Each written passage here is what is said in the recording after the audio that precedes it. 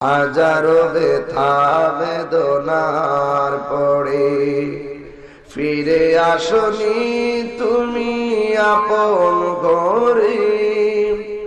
দিনের আলো তুমি ছড়িয়ে দিতে চলে গেছো মদিনায় মক্কা ছেড়ে।